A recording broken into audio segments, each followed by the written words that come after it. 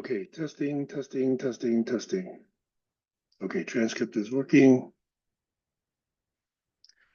Meeting analytics. And here it is, 8:01.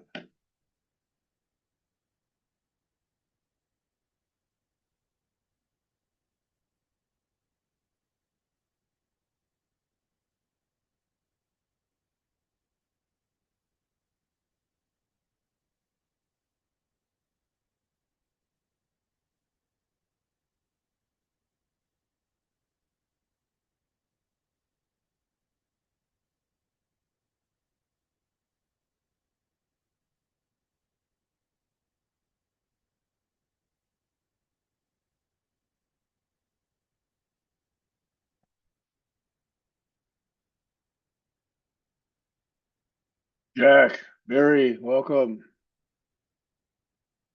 Yo, Stacy, welcome. Good morning. For the record, I did get pinged by our hopeful newcomer, Beth Weaver. She asked for the link again, so I just sent it to her about 5 or 6 minutes ago. So I think she intends to join. Okay. How you guys been?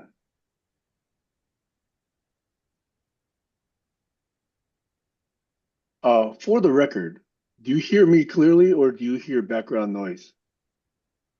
there. Okay, Clear. Sorry, okay, I was muted. I forgot to unmute. okay. Thank you. I have a little, very low background noise going on. I just want to make sure that was not disturbing the session.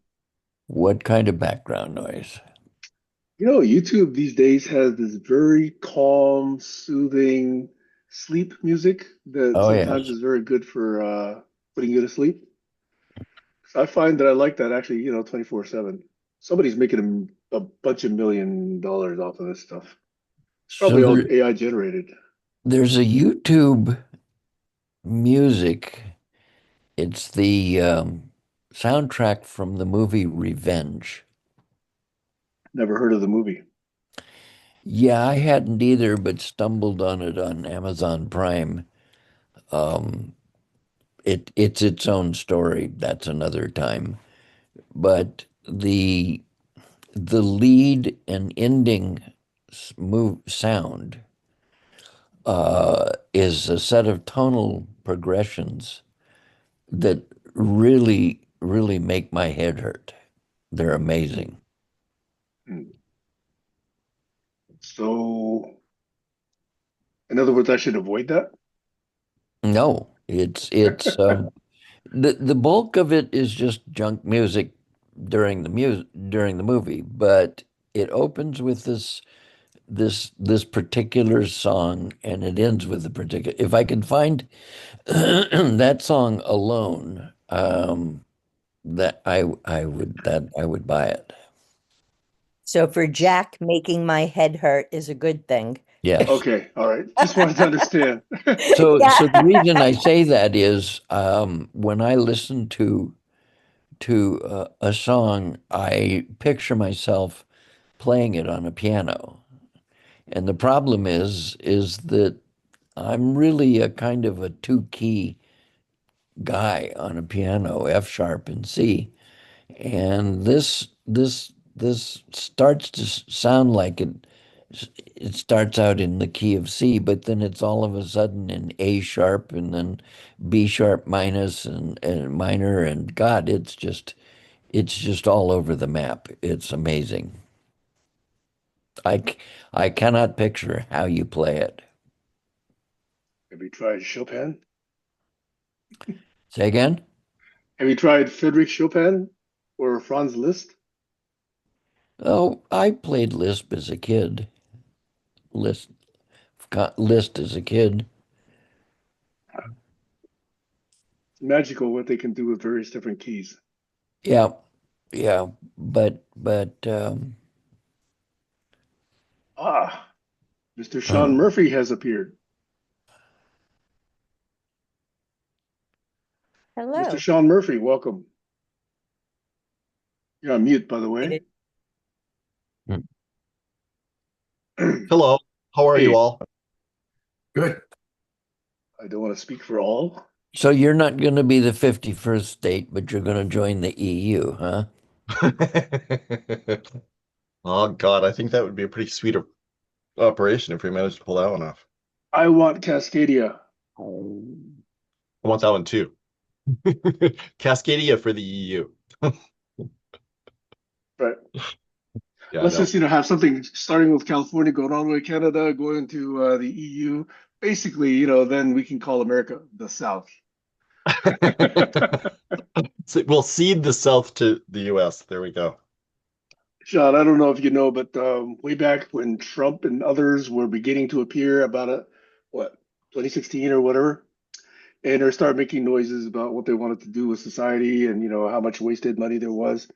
I actually made a public announcement, invitation, inviting anyone who was Trump supporter to go to Florida. I was going to give them a bus ticket. I would actually pay for it all the way to Florida with just two conditions. Actually, this was during COVID. This is during COVID, okay? And there are all these anti-vax people saying, hey, why am I being forced to take this vaccination? And I basically invited them to go to Florida. I would pay for their ticket under two conditions. Number one, they don't come back, they stay there. Number two, they party hardy every night or every weekend. Okay? No masks. Now, an extension of that idea is I would love to see people who are, let's say, Trump supporters take over their own country. I really wish it weren't this country. I really had initially said it was going to be Florida, maybe, other adjoining states, and said, you create your education system, you create your science system, you create your food system, you create your own transportation system, you do your own energy infrastructure, you do all of that. And we'll see you in 5 to 10 years. Okay. We'll see how you do. Meanwhile, we, the rest of the country, which I wish were smaller than what it appears to be. Actually, no, I wish it were larger than it appears to be now. We'll go about our business. Anyway, that's a fantasy I sometimes revisit from time to time. Yeah, it would be nice if they could go seed themselves, right? Secede. Oh, like I said, I really wish there was a US proxy, the way we used to do 2, 3 decades ago, that would see that we've been taken over by an illegitimate government and come and liberate us. That's what I would hope someone would do. Wouldn't that be Canada?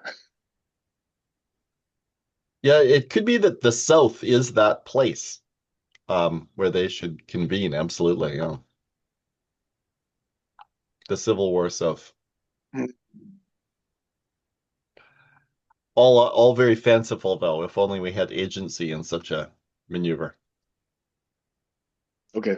Anyway, No, no, uh, no. But yeah, no. I've been talking way too much the last several weeks. I intentionally decided to step back quite a bit lately, at least this session, and only participate infrequently. And we'll see how that works because I'm way too negative and I rant too much. So, over. Well, you said, let Florida create its own education system. It's doing that already. Um, and it's creating its own medical system again, with real jerks. But the other side isn't that perfect either. The left went through a period of raising children where they would pass them to the next grade, even if they were flunking, simply because they didn't want to destroy their whatever it is. And I think Travis Kelsey is a product of that. Are you guys familiar with him? He's the Pittsburgh Eagles lineman. Yeah, who's dating what's her name? Yep. And I thought this was truly amusing. He hosted Saturday Night Live, And it was all over the headlines that he hated the exercise because um, during table read, he had to admit he's not a good reader. And that's what you get for passing kids along who are athletic and dumb and don't go anywhere. Well, dyslexia though too, Jack, who knows? I don't know whether that's part of And his. I don't know that he's dyslexic. Oh, I take exception to the idea that that's something on the left because of all the instances where I've seen athletic people passed ahead, even when they couldn't read, they were mostly people that were geared towards the right, where they put sports ahead of academics. And first of all, I just have a problem with this whole left-right thing to begin with, because to me, it's a question of moderates versus extremes. And I am so, so tired of people not making that switch.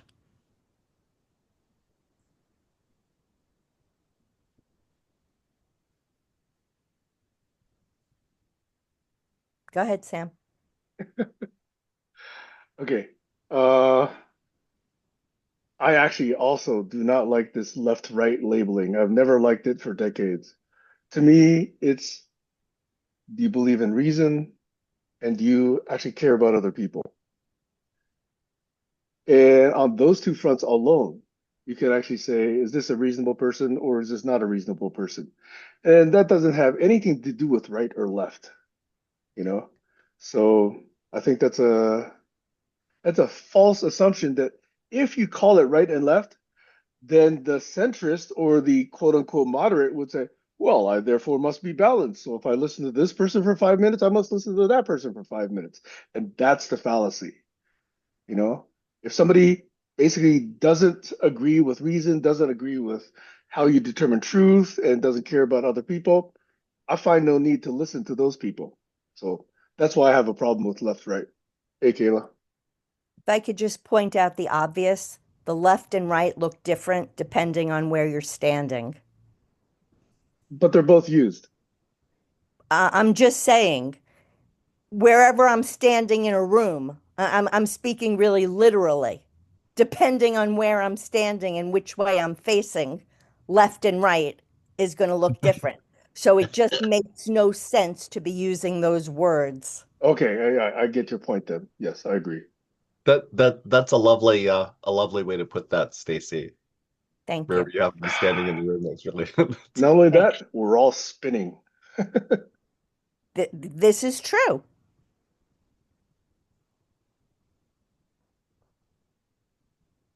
Does anybody know what the read score means? Is that reading level? Yeah, it's an approximation at the relative Like level of percentile? discourse. Yeah. But it We doesn't could, seem to be accurate. So we yeah, ignore it. because it only computes it on the first few minutes and then it's static for the rest of the meeting, strangely. Oh, I oh. think Yeah. Reed is the name of the company that makes that piece of dysfunctional software. Yeah. But do we have any sense what the ambition of the metric is? I don't know and I don't care. I mostly Okay. like it because it provides It, a it's summary of the session later, which is actually better than the Zoom summary. That's I all think I find it's I a think useful. fraction of time that you either talk or write. I don't know which. Supposedly. I think it's there to try and remind people like Sam that he's ranting for too long and that he should pay attention. There's actually, if you go to the meeting chat, the first chat explains what meeting analytics from Reed is about. Provides AI generated meeting summaries to make meetings more effective and efficient. Learn more about it at click this link. Thank you. And But Sam, I'm Thanks, just teasing Barry. you. I took that personally and I'm deeply hurt. Okay, Stacy. Every I time know you that speak, I on have to some level recover, you okay? really did. I know you did, but I know that you're trying hard to fight to resist those urges. Th Thanks, Barry, for reminding me to exercise my literacy, just like Travis Kelsey there. it's a kick in the pants. I forget who Travis Kelsey is. Taylor He, Swift's boyfriend.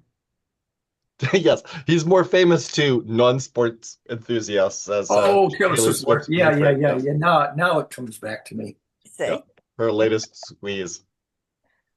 Are So they engaged? I don't follow. I don't Okay, know. I'm not. There's rumors which you never Yeah. know whether to believe them or not. And Jack, you had mentioned this that he was, I guess, on Saturday Night Live.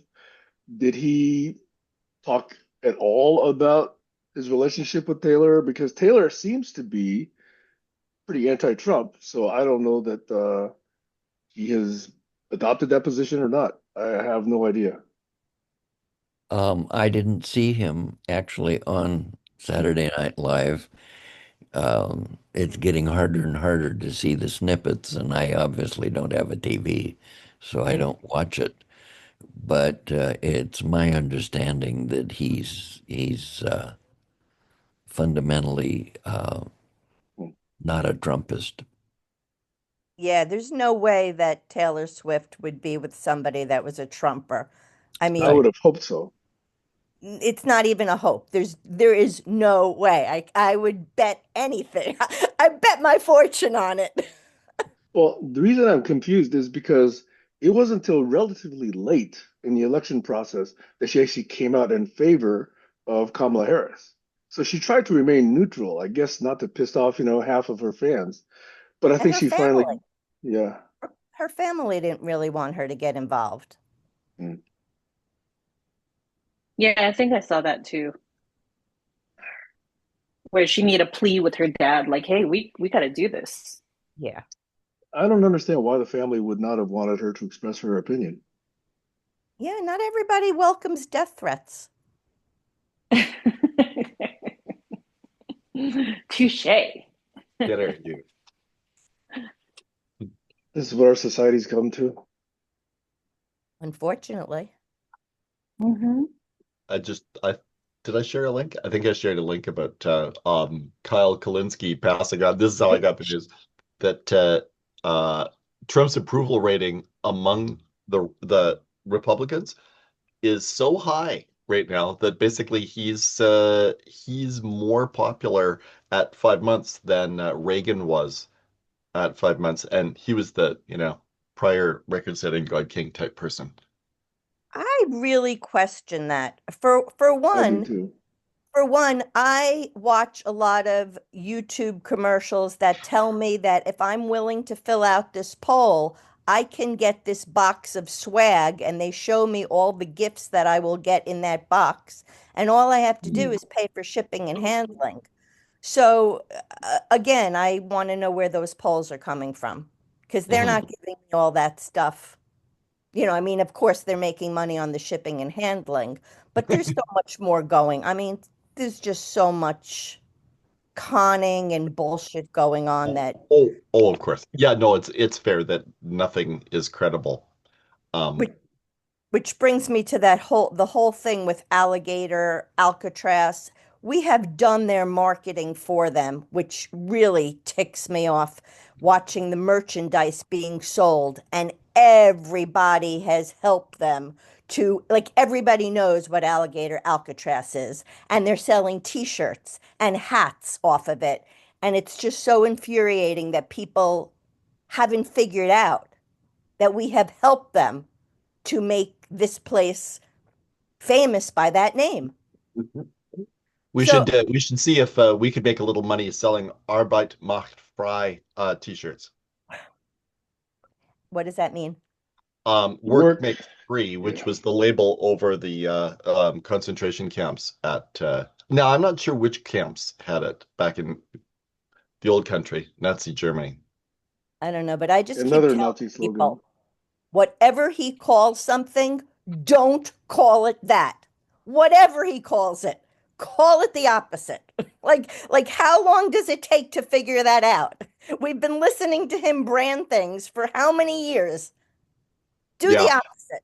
Yeah, no, that's fair that that joining in the cutesy of Alligator Alcatraz. I mean, it is catchy AF, right? And so you can't be doing that. You got to be calling it the Floridian death camp or something like that, right? Yeah. Yeah, Well, that no. ship has sailed, but infuriating.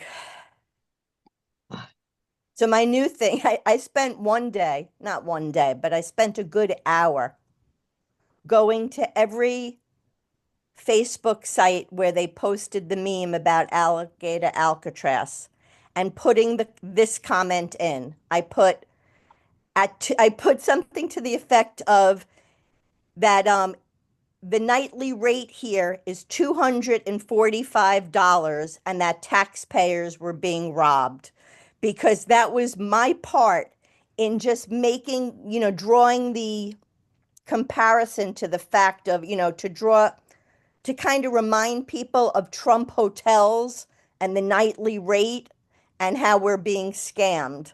And I just traveled along Facebook to the different groups just to put that there. I had one person say, prove it, which was not hard to do. I was like, nobody's disputing it. And I was able to just, show them how here it is. But somehow we have to figure out how to switch people's thinking. So that was my public service for the day. We thank you for your service. Yes. And then I had to get off because my blood was boiling and I gave I, myself a headache. I I hope it made you feel better, but yeah, I'm not sure what the Um, prognosis of the effort is, but yeah. I'll tell you something that made me feel better. Well, I'll let everybody go first, and You then have I to will switch come them, back and you have tell to you switch something. them from non-thinking to accurate thinking. It's not switch their thinking from wrong thinking, it's from not thinking. Right. Well, that's my goal. Just let them, just any kind of like, just think. Yeah, but thinking is learned behavior, and it's not taught very well for most species of thinking. You got to take philosophy in graduate school to learn all the different methods of reasoning that have been understood, discovered, and are teachable. I'm looking at it like a fan. Like the fan's going, going. All I want to do is stop the fan for a second. And reverse its direction. Yeah, but first I just gotta like wedge a stick in it and make it come to an abrupt halt. Well, that's what extinction does to a species that doesn't know how to think.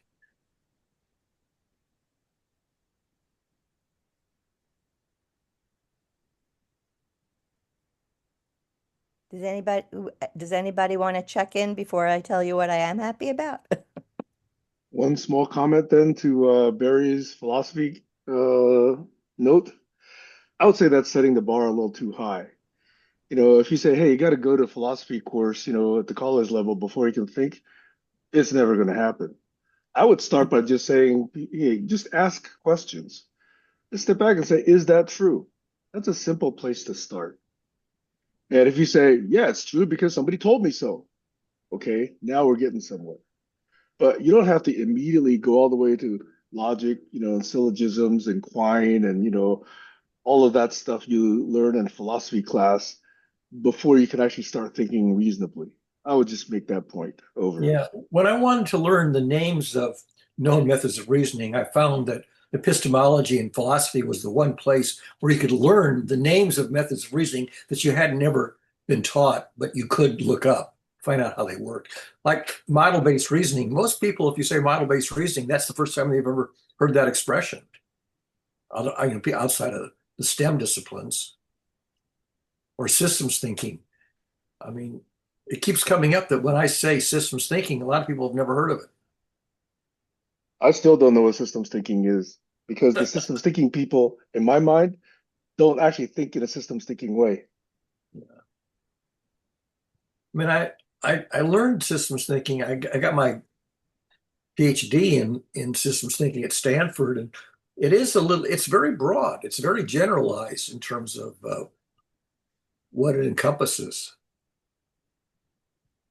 I Hey, never heard of it until Barry mentioned it. I never heard that phrase at all, Right. but I know I'm a systems thinker. I rest my case. okay, Uh, noted.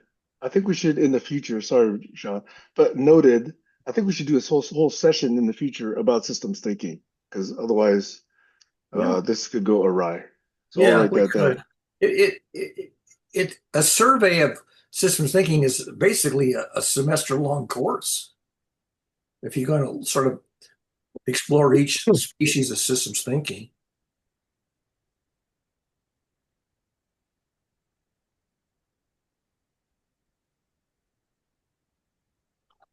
I'm in the midst of writing a two-part a two document duo where the first document is kind of uh, a, a diagnosis, or rather a, a, a, a clinical inventory of societal challenges, uh, and a hint at the nature of a solution.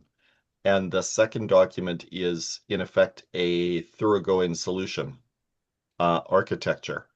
And I'm about halfway through writing tightly wordsmith in the first document, and it would take about 6 minutes to read it to you. And I'm wondering whether y'all would be interested in hearing that and providing some feedback. Is that the diagnosis document? Well, it's kind of the clinical signs. It's a how sick are we, doc?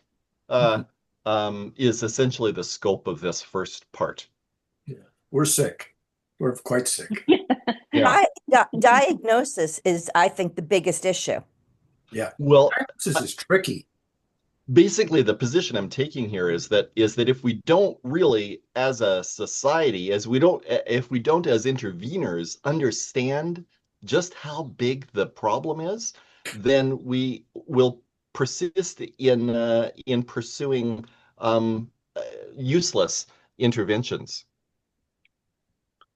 And so I think that's, to my way of thinking, it's really the Yeah. first step is to help people to understand just how aft the situation is, um, so that we can actually try to solve things at the right level. Over.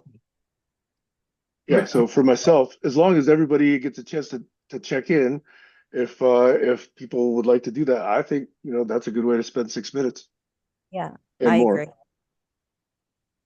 I would So like. yeah, no rush. And thank you. I agree too, but I would love to hear what made Stacy happy too. I forgot about that. I didn't. Um, so it had, okay. Real quickly, there are three people that I went to high school with. So one we'll call the lawyer judge, and I love him. He probably more, I would say he used to be a Republican, but he's a middle person, very wise. The other two I call complete idiots. One of them is a surgeon and he's a total trumper, but he's a nice guy. I call him, he's more like the village idiot. And the problem with him is he doesn't believe anything. And the other one, he grew up in a very pompous, well to do family, and he is just a miserable human being. And okay. So, anyway, because the other two, the two that I'm not thrilled with, were really like joking it up about Alligator Alley, and I just could not be silent. I got into it with them, but I always am polite. But the one said something about me being overly dramatic. So, very again, I kept my emotions really calm. And for whatever reason, yesterday I had no filter. But I had no filter in the way that Rain Man just said things. Like there was no emotion, but I just said exactly what I thought. And I made some sort of comment like, I was surprised that any amount of drama could touch the place that I imagine used to be a heart. And he went on and he said something, and I basically said, well, frankly, I don't think you're a very nice person. And I said, you really do have my pity, but mostly I just wonder how life crushed you. And at that point, he said, I unfriended you, but I haven't blocked you yet. Don't make me block you. And I said, Don't you realize that I have absolutely no control over what you do? I thought you knew that. And then he said something else really snarky and I didn't answer. Okay. Later on, he shows up on my page where I wound up blocking someone because they were being really crude to my other people on my page. So he said to me, I thought you were the queen of fun, you can't whatever he said. So I told him, well, I blocked this person because and I said the crude thing that the person did. At which point he said, oh, I don't agree with that either. And then he said something like, you act like you know everything. And I gave my explanation. No, but I don't speak with such certainty unless I've done my due diligence. And then all of a sudden he said, well, that's a really good thing. And he said, when I met the point I'm trying to get to is he completely turned around, even after I totally told him, I don't think you're a nice person. All the things that were kind of insulting in a way, he did a complete turnaround and was now telling me that more people should behave the way I behaved. That's what he said when he met his wife. She asked him his opinion and he said, I really don't know enough. Now he was saying that more people should be like that. So that was the first part of the story, that now he's actually giving me a compliment in the way I behave. Go back to the other two people who have remained friends because, as my lawyer, judge, normal friend tells me, even though he knows the guy's a lost cause, they've been friends for so long and he realizes the guy's just an idiot. So this idiot guy, I had made a comment about, Trump taking the fifth so many times. And the guy says, you believe all that? And I said, I heard him with my own ears. I heard him. So now on this page, they're talking about the same thing. And this time, his conversation is totally different, which my friend points out to him. Even though they were disagreeing, he says, this is the most sense you've ever made, even though I don't agree with you. So, where normally this idiot is usually saying things like the Democrats and saying all this like word salad kind of speaking, this time he's making sense. And I have a chance to say that it's a real sickness if anyone, because he's saying that nobody's dehumanizing people. And I have a chance to say that anybody that is taking pleasure in the suffering and the wanting to put people in inhumane situations where they're laughing and hoping that alligators will eat human beings, there's a special distinction for people like that. And the way he was talking completely changed. So I guess what I'm trying to say is even though his political position didn't change, he his whole tone of the way he was speaking changed. And that showed me that some amount of shame seeped in to both of those people. And that made me feel like what I was doing wasn't absolutely for nothing. So that made me happy. So I don't know if, I mean, it's hard to describe the whole story, and hopefully you get the gist of it. Well Over. said. I Thank saw I saw your comments. I went on for a while. I have to give you props. I can't talk to people like I can't. There is something that needs to calm down. Like there are things that blow my mind sometimes, and I don't have the words to express. So I appreciate you for actually having the tenacity to talk to people like that. And I did see that one comment that you made where you said there is something totally wrong, something like that, something totally wrong with people taking pleasure in the dehumanizing of, you know, well, of people. thank you. It's Yeah. hard though because I'm having different conversations on different pages. So it doesn't all come together. So, it's like It would be like I wish I could put it all together so it makes sense instead of, people saying things out of context or you don't know the relationships between the different people. But I'm glad that you were able to at least, see something that made sense.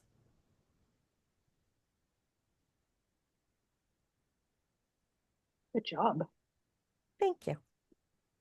You need to hold a course for people like me. Give some examples or something. I'll tell you, I don't want to hold a course, but I'd love to have conversations with these people. And I would invite those people too. Like, we just got to get back to just talking to each other. Mm-hmm. Hey, if you find yourself in a Zoom space where, there are Trumpers, and if I can just sit in as a silent person, no, I'm serious, and just listen to them, then, I would feel much better. I just feel like I need to listen to the other side. And most of my friends don't agree with Trump. There are a few of them that I haven't approached yet. One of them posted this ridiculous thing, and the very first point was something like 50 billion or women don't like Trump, but 50 million copies of 50 Shades of Grey were purchased. I'm like, what the fuck does that have to do with anything? That's so dumb. And by the way, I didn't purchase the 50 Shades of Grey. I think it's retarded. Like, if I want to learn like about stupid, the stupid things some people make, I can just look at my 20s. So I didn't purchase that. But that was like the first point they made. And it pissed me off so much because this is somebody that I respect. And so I just bookmarked that in my mind, thinking like one of these days I would love to have a one-on-one conversation with Dean because I know this man. He knows my family, and just ask him, what are your thoughts? Why do you think this way? Hey, you know what, Caleb? Barry's hand is up, but you just gave me a great idea. So after he goes, I want to talk to you about an idea. Go ahead, Barry. Yeah, I was just trying to parse your story and having somewhat of a mathematical bent. What I ended up coming up with was a quadrant model. On the horizontal axis, I would put from one extreme empathy to the other, and then to the middle apathy, and to the right antipathy. So you have an empathy antipathy axis this way. And on this axis, I would put perplexity down and insight up. So this is gaining insight going up and gaining empathy going to the right. And I would sort of diagram your story as where you are in this four quadrant model, the empathy axis versus the insight axis. That makes sense? I have to think more about that, but what I want to share is that I use a triangulation model. So each one of those three people, they form a triangle. And the reason that I work with those three people, those three know each other, and there are elements to the way I work that requires that triangle. It's because they know each other and because of some of those things that are built in, whereby they actually care about what the other thinks, that makes it easier for me to do that. If those three were all strangers, I don't know that I would have had the success that I had. Plus the fact that I know each one of them personally. So I'm going to go back and think about what you're saying, Mm-hmm. but I didn't really absorb it yet because I'm too immersed in my model. Yeah. Well, if you draw a triangle, you have to draw a triangle on a plane. And what I define as a plane where the left and right goes from antipathy to apathy to empathy, and the vertical direction goes from perplexity to insight. And you might try to put your three people on this quadrant and then draw the triangle that says where they are in this two-dimensional space. That's one way that they're consistent. I wonder, it would be interesting to see that drawn. Yeah, I mean, I try to do it by showing an axis with my arms and a horizontal axis and a vertical axis, making a quadrant. No, but I mean to draw, I mean, I would need to see that with example. Like I would need to see like little figures, like this is where this person is now. Right. I mean, could you take your three people that you know well and plot where they are on this two-dimensional space? You know them that well. Um, yeah, yeah. If somebody was doing it with me, yeah, I think I could do that. Yeah.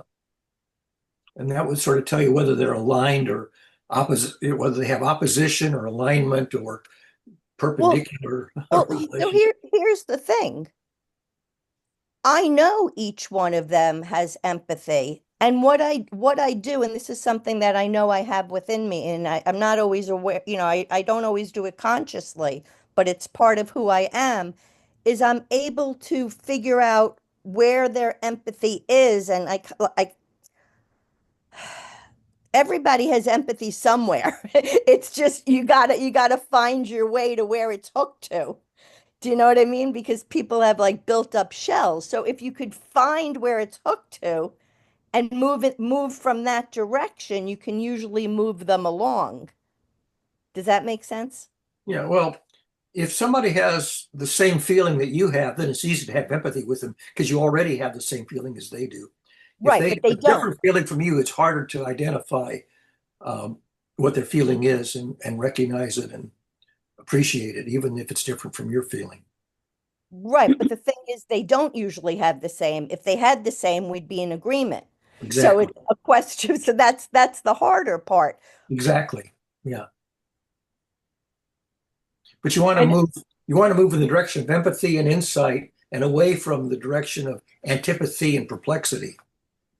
So you kind of want to go from the bottom left quadrant to the upper right quadrant of this uh, two-dimensional space. And that's okay, the redemption or education coaching function. Bless you. Pardon me. I think that is in accord with the Steve Hassan um, recommendations on that freedom visible over at that Freedom of Mind site. He's the cult deprogramming expert guy Yeah. who has his background was he got into this field by first getting into a cult. How clever. So he was inducted into the Moonies. Wow. Basically, he got love bombed by some cuties and then became kind of a local kingpin and was basically he was driving all the time and organizing and stuff and totally sleep deprived. Crashed his VW minivan, ended up in hospital, and his sister managed to stay in, a cognitive connection with him and not um, label him a cult victim, though I mean clearly he was, right? He'd been in it for a couple 3 years. His family had given up on him, and but she managed to just kind of gradually feed him information and alternative perspectives, so that he himself was able to appreciate through the example, I believe, of the Khmer Rouge and the whole Pol Pot situation. I think was the example that managed to bring him around. He managed to come around to the appreciation. He had his own aha about, oh my God, oh my God, I'm in a thing just like that. Right. And so since it was possible for him to do his own work, he really owned it. And he didn't have the barriers up, right? He didn't have his defenses up, and so was able to have the insight. And so I think, yeah, so Steve Hassan has this whole huge analysis about this. Anyway, he's really inspiring about this whole issue and how to communicate and so on, and has a whole big analysis about how to identify these cult cultoid situations. Over. So endorsing what Barry is saying, sorry, and it seems to connect with Hassan's model. Over.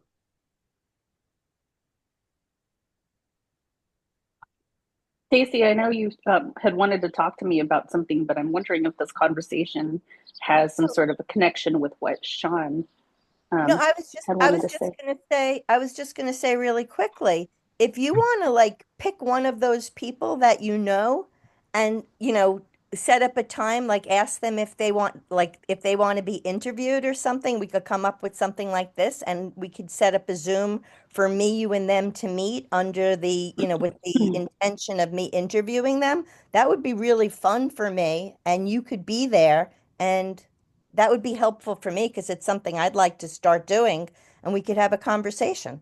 So just something to think about. Yeah, yeah, I'll keep that in mind.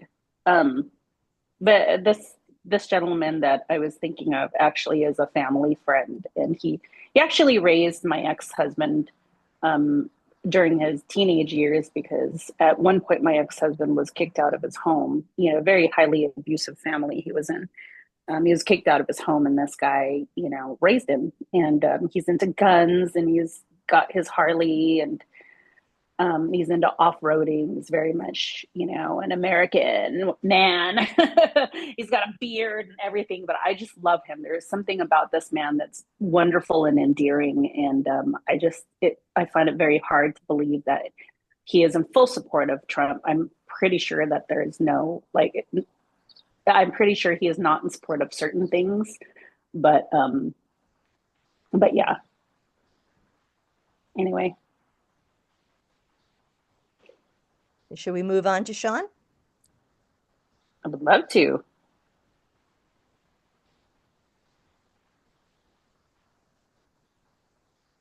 Yeah, I yield the floor. Okay. I put it all into text in the chat. Yeah, my contribution, in case anybody wants to I I consider. love would the like to revisit that, Barry, too, when I could understand it. It's a little hard. It's a little hard for me. I need to, It doesn't work well in Zoom. You got to draw it on a piece of paper. And yeah, I need to go slower with like an example. And once I get it, I'll get it. But I just, yeah. Hey And Barry, consider working with Claude or ChatGPT or something. I endorse Claude. I have a lot of experience with it. I'm pretty happy with it as a collaborator in this kind of arena. Yeah, chat it up and ask it to sort of diagram that with examples. And yeah, I mean, it's easy enough to in take a horizontal axis with one set of labels and a vertical axis and just draw the stupid picture. 2 minutes of fiddling around with Claude, and you can probably have an example generated that could be shared, Yeah, like real time with this group. right. And then you want to have some classic, well-known people who fit in each of the four quadrants. Yeah. That's Where fair. would you put Trump? Probably down in obliviousness and antipathy. Okay. If I have our blessing, I would dive in. Um, okay, so document title, Civilization Broken, Can't Get Up, or can it? do you want to share the document so we could read along? No? Well, no. Okay. I prefer to read it, I think. Okay.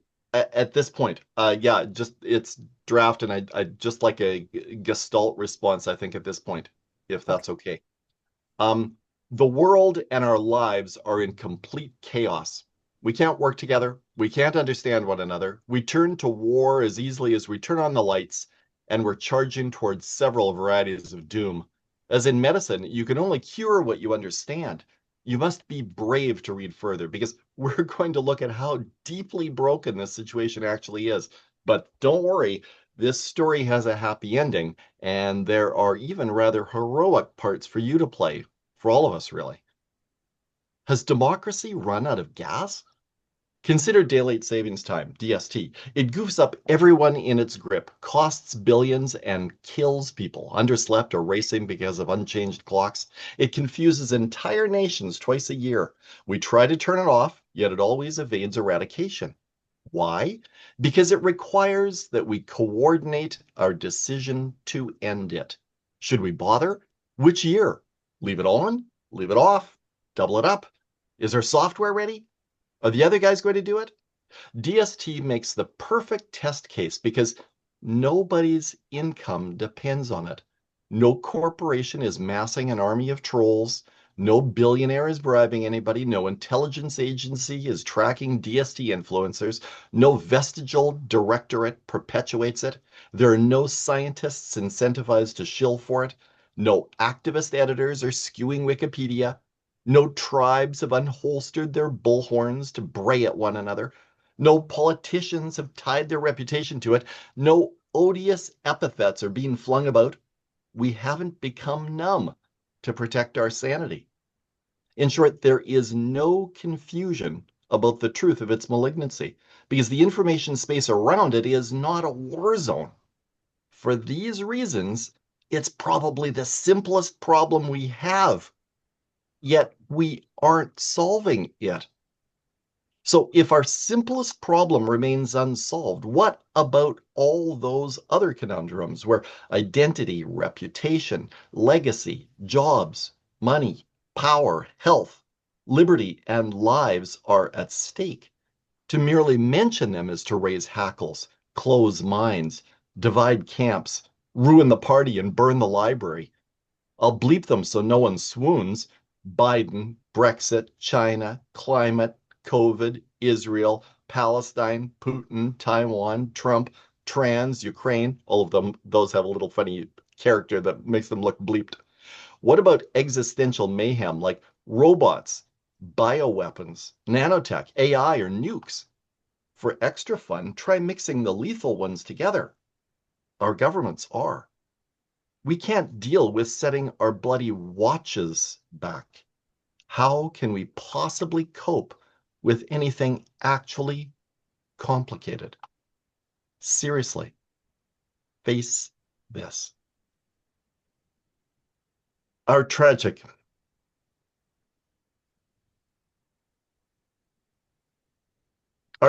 mess. We all know the place needs a bit of tidying. We try our best to understand and think and plan and act. Despite our best efforts, the chaos rises. This heads nowhere good. Sorry. How bad is it, Doc? What makes the world so screwed up and all our efforts futile? Shit.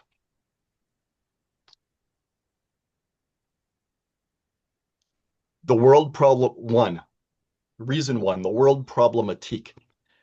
That's that vast ecosystem of wicked problems which guard each other with immunological resilience. Corporate personhood enables unlimited political spending.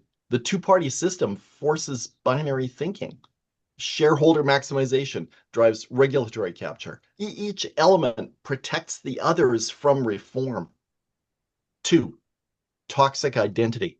When tribal membership overrides being humane, when missiles, measles, and messages can get everywhere in a trice, our fates are fully twined.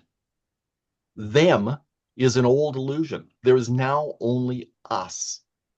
Until we've solved the human-human alignment problem, we're doomed.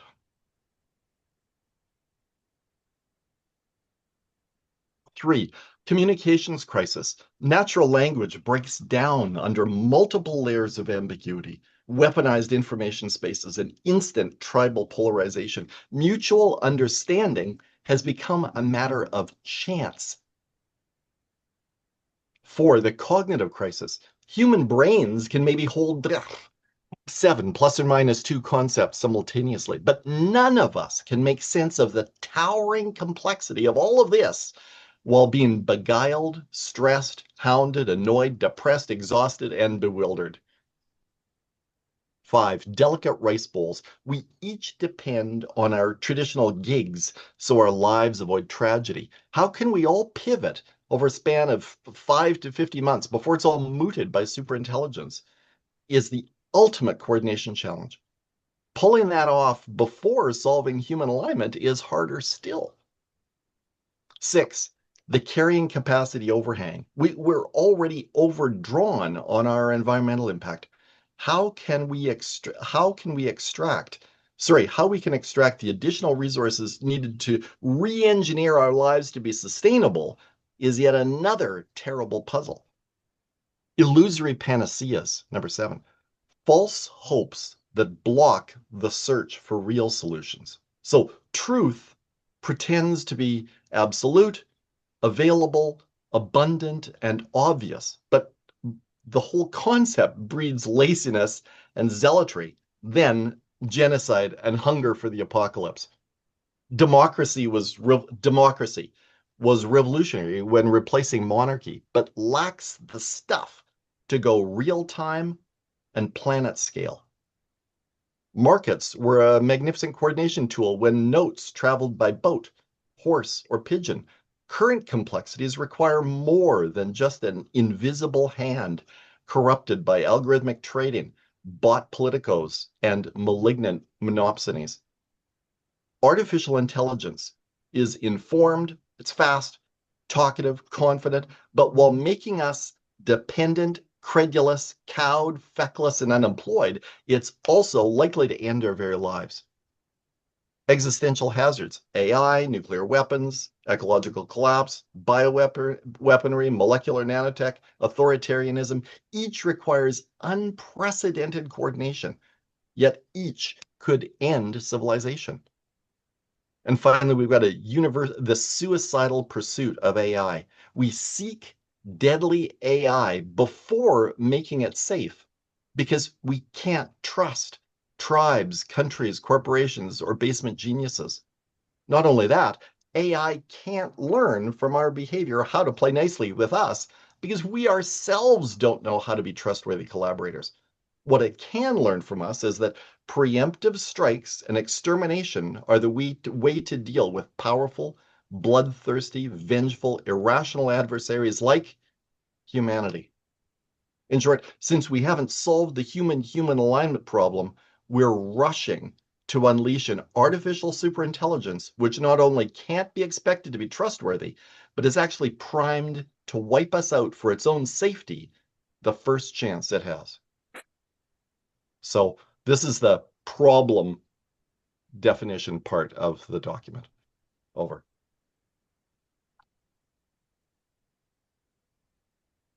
Anyway, I would solicit any feedbacks that I think that was very, very well written.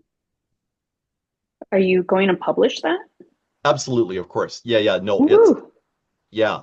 This is kind of trying to frame just how fractally complicated our mess is. That second section, I think, was called, what was it? Our tragic mess. Sorry, I might not have indicated that properly, but um, And I really loved how you prefaced it with the use of daylight savings. I think that was wonderful. Go ahead, Bam Bam. Hey, Sean, I very much appreciate you writing that up. I think that that's crystallized and verbalized a lot of what we have been talking about.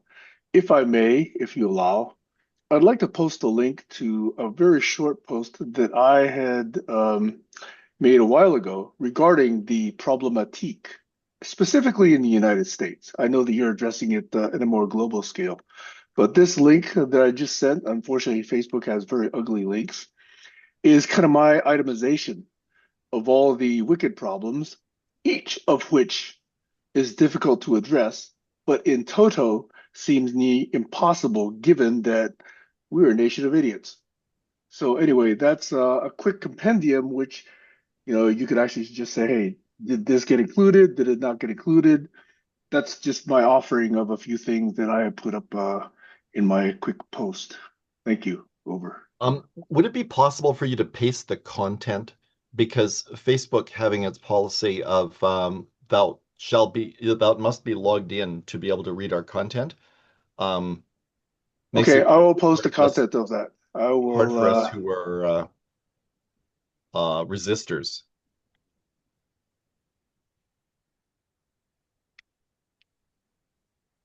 Thanks, Sam. Okay, I am putting the content in now. Let's see if it's too long or not. And yeah, the point that I'm trying to make about the world problematique and calling it that rather than just this collection of wicked problems, is precisely trying to make the point that that by labeling it in that way, we're referring to the resilient ecosystem like behavior of this collection of ills, that it specifically it behaves like an organism that like an immune system that protects those things from solution, right? I think it's more than just that we're dummies, because there is so much effort trying to solve those individual problems, but I would submit that they almost can't be solved individually. Like in later sections, I get into the kind of the consequent nature of a potential solution to that conundrum over. Any other Oh, feedback? I tried posting the text. It seems a little long, so I was trying to cut it open. But by the time I had done that, Barry had already taken a screenshot and put it in the chat. So thanks, Barry. Yeah. Awesome. Thanks, guys. Thanks, Kayla. I really enjoyed that. Um, Sam, I absolutely, I totally love you. But I do have to agree that, yeah, there's a bunch of idiots here, yes. But it's focusing on the problem is not going to solve anything. Um, you know, Understanding the root of the problem, I feel like a lot of people have a good handle on it, but that there's just no solutions. There's still a level of understanding that we need to do, and it's what am I trying to say? It seems futile, but if I go down the path of everybody's stupid, and this is just me, then I lose complete hope. And I can't afford to lose hope for my kids. What am I teaching them, And then also because I genuinely believe that not everyone's a lost cause. Over.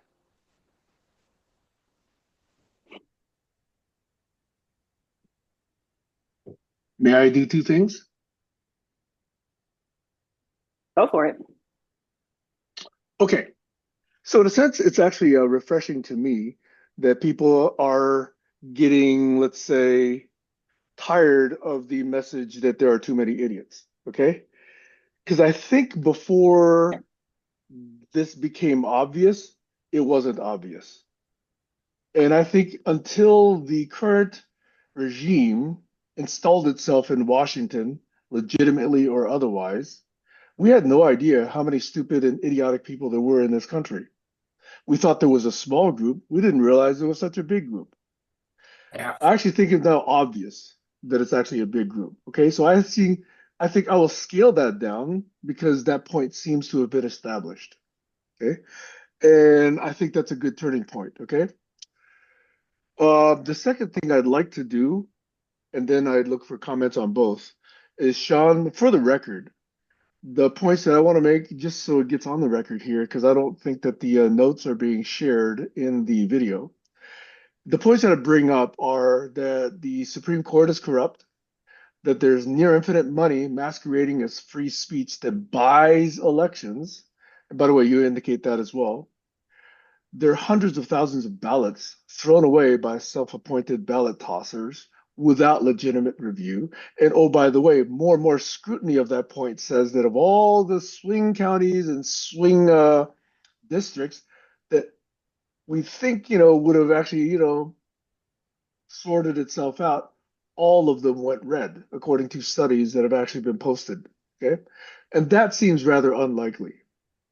There are ridiculously gerrymandered districts that basically, continue systemic racism. Police departments are infested by racists and white supremacy gangs.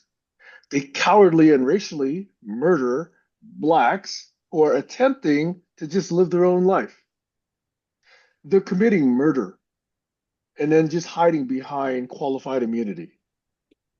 There is an ignorant population, illiterate about the Constitution and about the foundation of the United States, and completely oblivious to the grounding of this country in systemic racism, specifically slavery.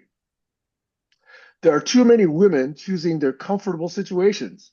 They've got it made. They're just going to say, oh, boys will be boys.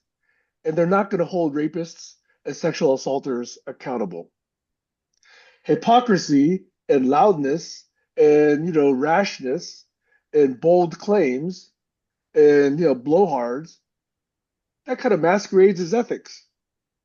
And people say, oh, yeah, I believe them. He's tall or he's loud or, he's part of my tribe. There's no longer a media that actually reports truth. They can't call it journalism anymore. They're pandering to dollars versus truth. We know that because they've been bought. There's now a felon who's a dictator wannabe, and maybe he now is the dictator is in the White House, who's basically using Hitler's history as his to-do list. That's his agenda now. If you look at the Project 2025, there it goes. There's now a military that apparently has no real understanding of the oaths that they took to swear to defend the Constitution. Because if they did, why has this circus gone on so long? There's also a Democratic Party that have been so corrupt in their own ways that they just have the sham of a primary. And then, they say, oh, well, we have super delegates. And that is entirely counter the whole point of one person, one vote. Okay? Super delegates were not voted by anybody into electoral status except by the DNC itself. So each of these is a difficult systems problem, but the whole of that stacked up, the problematique of this, and it's probably not even a complete list, that says to me it's near impossible to find a peaceful way out of this. And those are the issues that I see facing the US problematique. And I just wanted to get on the record. And hopefully that could be something that you then juxtapose your statements against, or maybe you've already made that point. But I just wanted to put that on the record. Sorry for going on so long, but I wanted to get that into the system here. Over.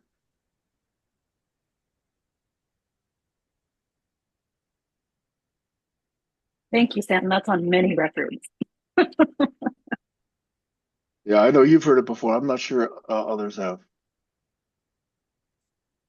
For clarity, there are more elements, and the world problematique being world has elements outside of the American context. I too find myself tempted to draw on the American example because we know it so well, because the whole world gets to see it out loud so well. It is very easy for us all, i.e. humans, to see and understand. But yeah, part of what I'm getting at here is that the world problematique is actually kind of hard to put bounds around in terms of the number of discrete elements that it possesses. And it easily overshoots this, what is it, Miller's limit or something, the 7 plus or minus 2 thingy. So it itself is a big enough, the list is big enough to be beyond the individual's easy ability to digest, right? So that again, that's part of its charm.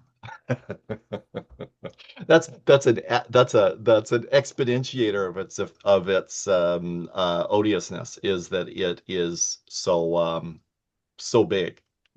Even to catalog it, right? So that's one. So cataloging it, mapping it. There's a great job for Barry. Mapping the world problematique is actually one of these activities that we as systems thinkers need to participate in together, right? And so yeah, just some responses about the world problematique and any attempt to create a finite list by an individual is actually challenged by the fact of the finiteness of our own perceptions and global political experiences. And it's well beyond a political issue. It isn't just political elements that constitute members of the sub-problems of the world problematique. It's also things like, you know, corporate financing of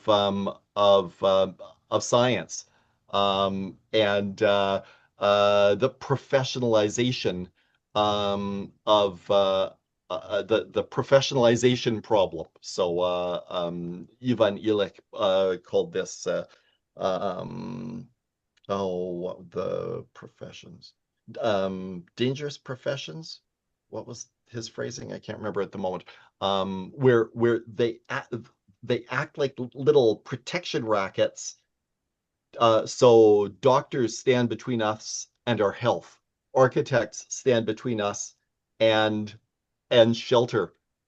Teachers stand between us and learning, etc. And these rackets have developed are these the disabling professions was his phrasing. So that whole suite of conundra is also part of the world problematique. And in different nations, yeah, there are, different characters to how this hyper object is constructed. So sorry for the rant, excuse me, but yeah, just sort of more about the world problematique. Over.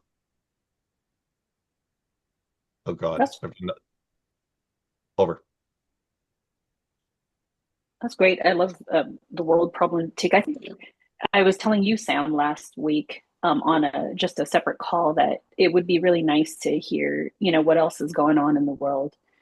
Are we facing the same problems, et cetera, et cetera? Or have there been any other countries that, have experienced this in the past? And obviously, yes, but it's nice to get that world viewpoint.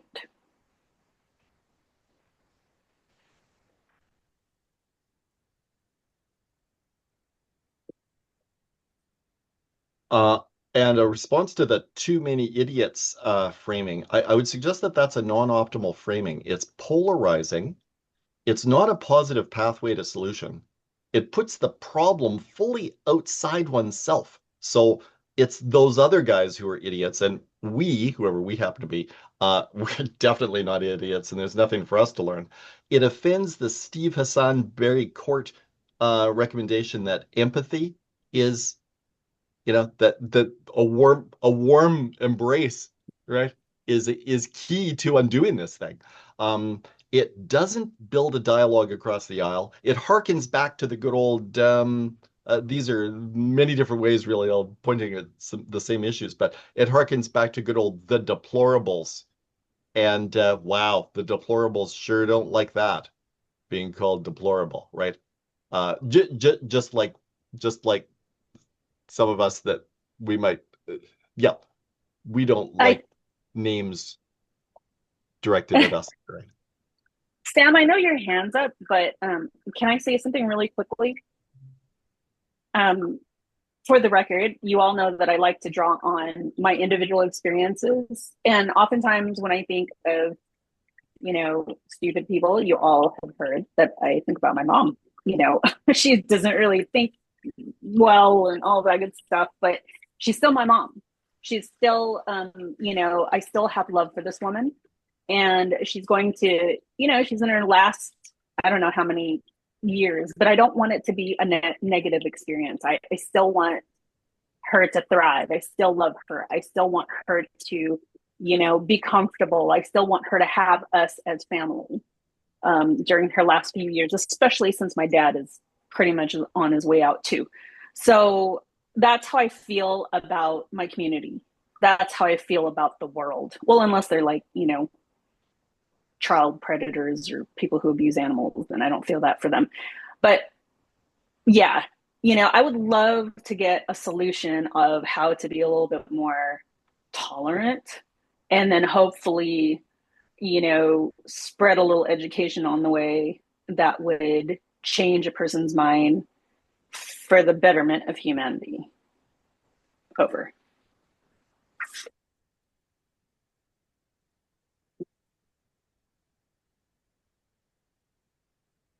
And by the way, thank God my mom didn't vote for Trump this time. She voted for him the first time. And I said, don't vote for Trump or I'm no longer your daughter. So I helped her with the ballot. Kayla, my mother voted for Trump. Don't feel bad. And she's the kindest person I know. Yeah, so is my mom. Very, very kind.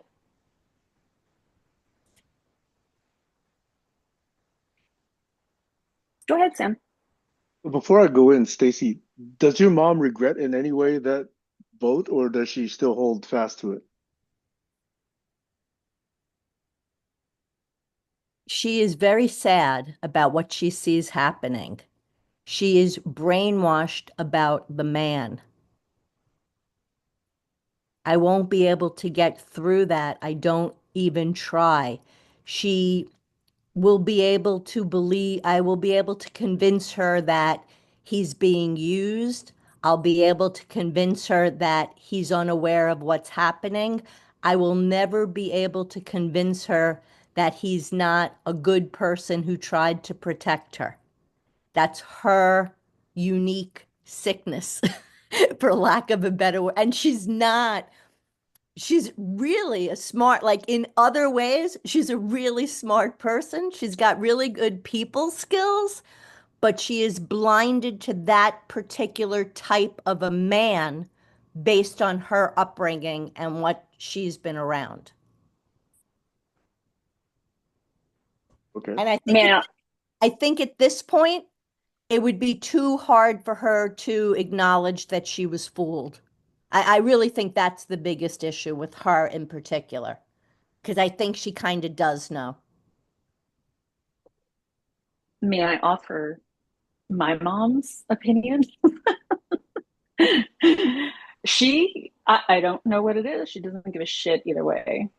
Okay. I don't know what made her vote for Trump. I like I'm glad she said, yeah, yeah, I'm not going to vote for him. But she cares more about her handbags and gossiping about my aunt and all sorts of other really awful, idiotic things to worry about. Well, I shouldn't say they're awful. They're probably fantastic to worry about because you don't have a care in your head or your care is misplaced. That's what I see. Hmm. Okay. Can I return to the original point for which I raised my hand? Go for it. Thank you. I saw a video earlier today or yesterday about people succeeding in society. And they said, and they cited statistics and they were quite specific. And I understand what they're saying. And the basic point was you succeed if you actually score high in something they call likability. And I said, okay, all right. I can see how, I have failed because I'm not a very likable guy. Because I'm actually tired of being PC. I'm really tired of pussyfooting.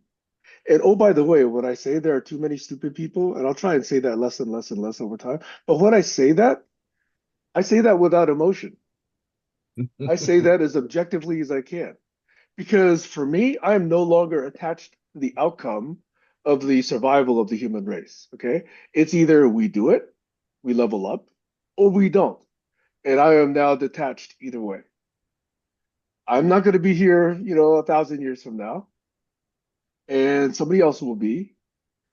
And whether or not we're actually, taking care of the planet and ourselves, or whether we're subservient to a reptilian race, doesn't much matter to me right now. I'm only stating it as this is an awareness that we have to deal with. Otherwise, we're not going to level up. And my last point, okay, and uh, and I really want to say this is I have moved into kind of a solutioneering mode, a fusioneering mode. And I still hold, even though there are many objectors and many problems, in it, that the basis of the future society that might have a chance has got to be based on a radically new education system. We need to improve the way we teach. We need to improve the way people learn, not just academically, not just vocationally, but ethically, philosophically, systemically, logically. we have to understand that there's a lot to growing up. There's a lot to becoming quote unquote competent. And then it's not just learning how to read a manual or learning how to put together IKEA, furniture, and not how to, do accounting, for your boss. There's a lot more involved in living life. And unless we completely rethink how we educate the next generation, and oh, by the way, make sure that those are factors that then influence them to become responsible voters, responsible citizens. Because right now, we have a bunch of irresponsible citizens. They don't even know what they're voting for, even though there are many sources that have been telling them what that particular vote for that particular felon meant, what Project 2025 meant. People can't connect the dots. And that's a basic fundamental failure of the United States education system. So any new system we're going to build has got to build itself around the center core of an improved, radically rethought education system. And who better to determine who understands something than teachers? Now, I understand there's a lot of problems with teachers today. There's a lot of problems with teachers' unions today.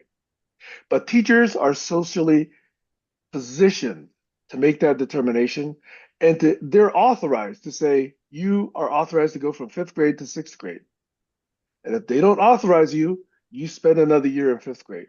That has to be taken more seriously. And if we do, like, oh, by the way, many other countries do, US does not. But you look at Japan, you look at Taiwan, you look at Finland, you look at Vietnam, you look at South Korea. They take this thing way more seriously than the United States does, and they have more responsible citizens. They have people that can think better about other people. That's the core of a new society, and there's a lot to be built around it because it can be corruptible, it can be vulnerable, but those are protections we need to build around it. But I still say that as a thesis, that is the core of a new society. Over.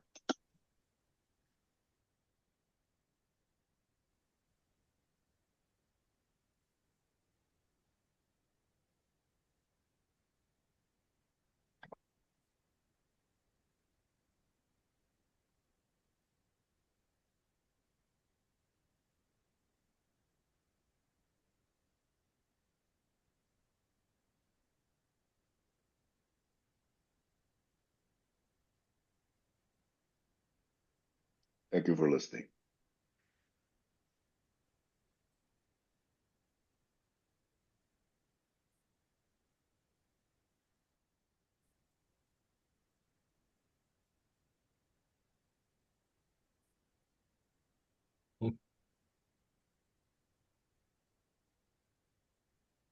I just commented in the chat, Sam. I'm hearing kind of a doomer level of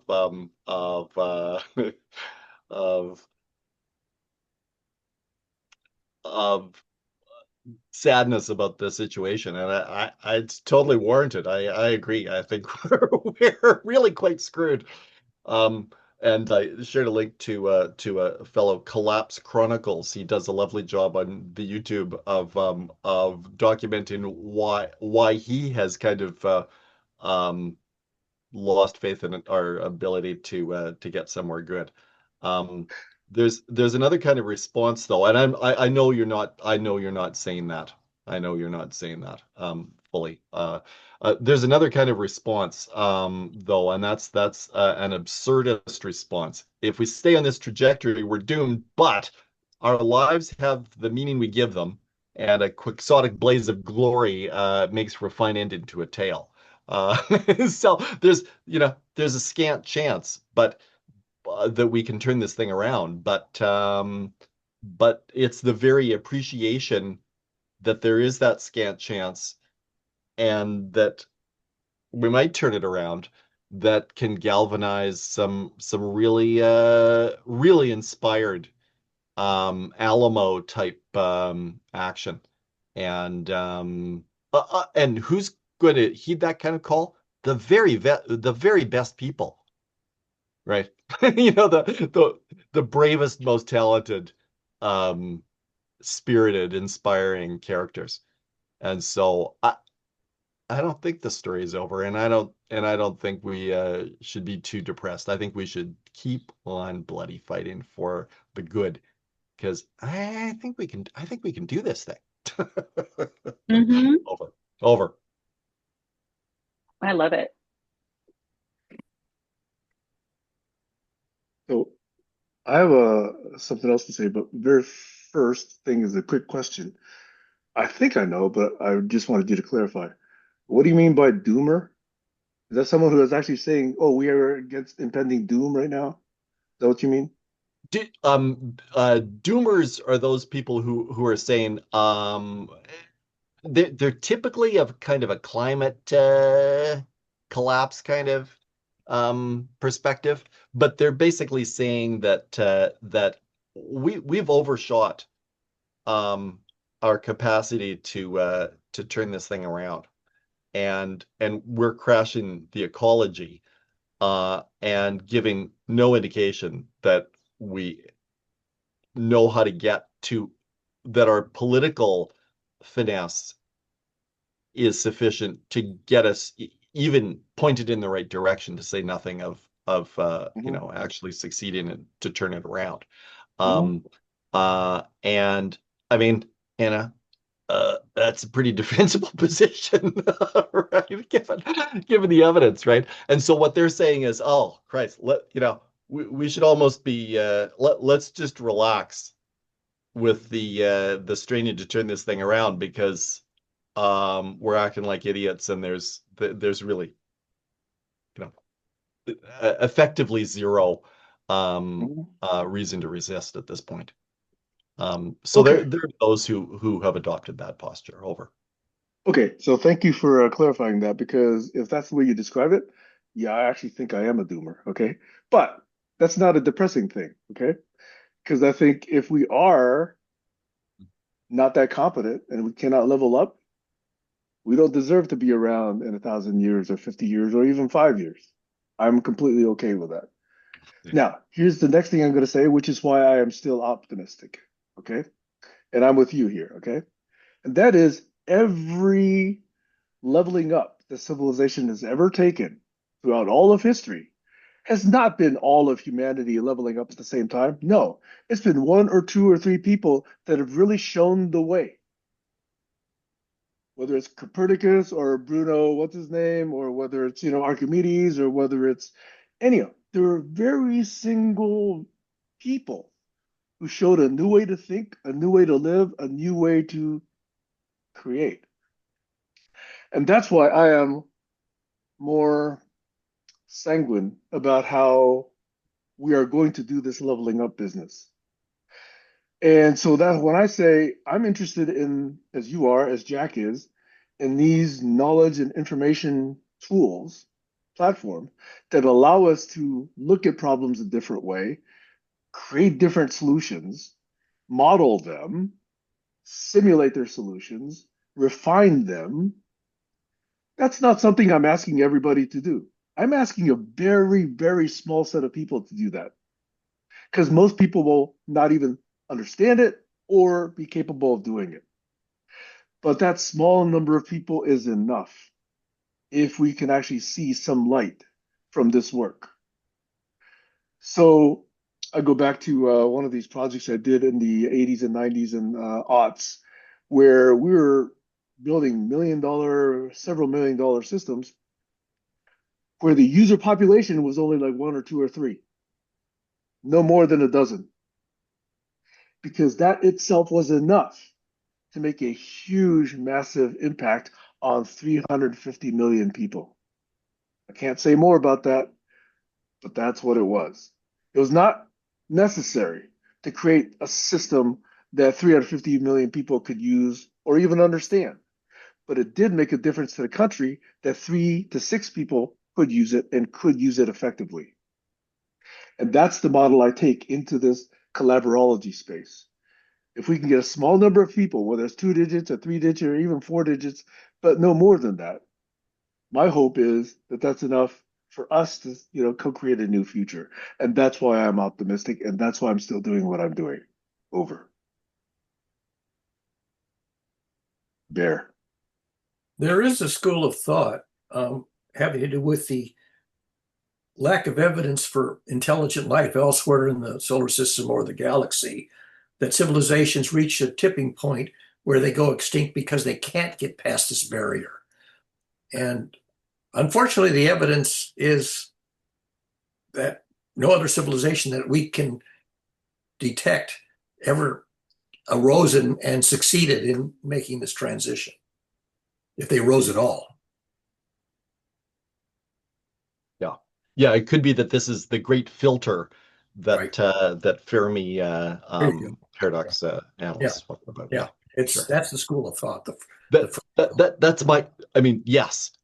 At this point, Barry, I totally agree with that assessment that currently that's that's the great filter that we've constructed for ourselves. It's going to be our great filter, whether Yeah. we can get past this one. Yeah, totally. But that's what I mean by leveling up, by the way. Yeah. Well, A couple other comments.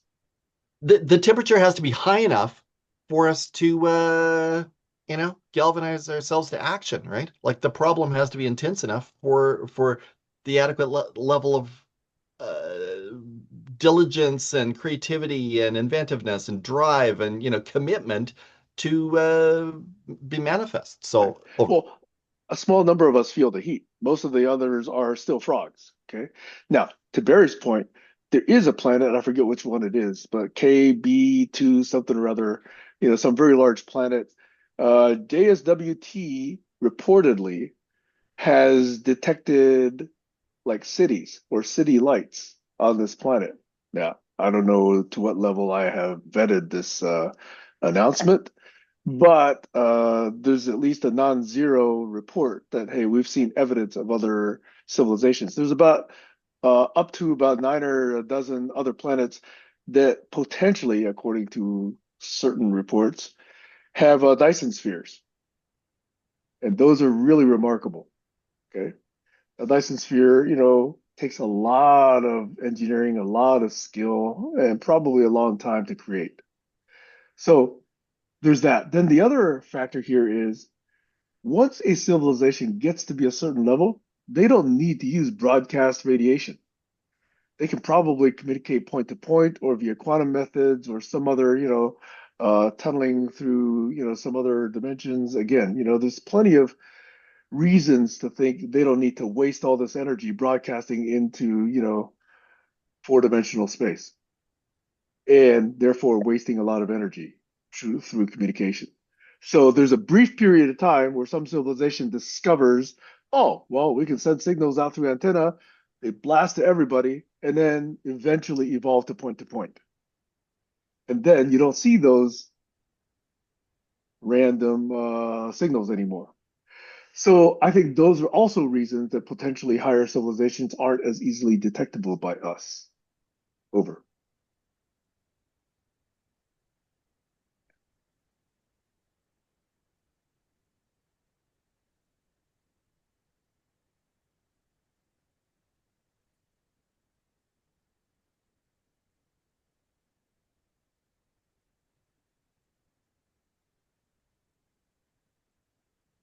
And oh, by the way, another piece of evidence is Oumuamua 1 and 2, whose paths through our solar system are not explainable by just pure gravity.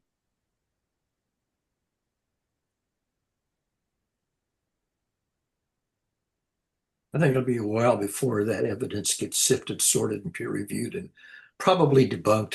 If I'm not mistaken, Sabina It's already been years. It's already been years. Hassenfelder Mayall have already debunked. She typically ends up debunking most of the stuff that's, recently published. I think maybe 1 in 20 she says, maybe there's something there. Most of the time she says, that's garbage.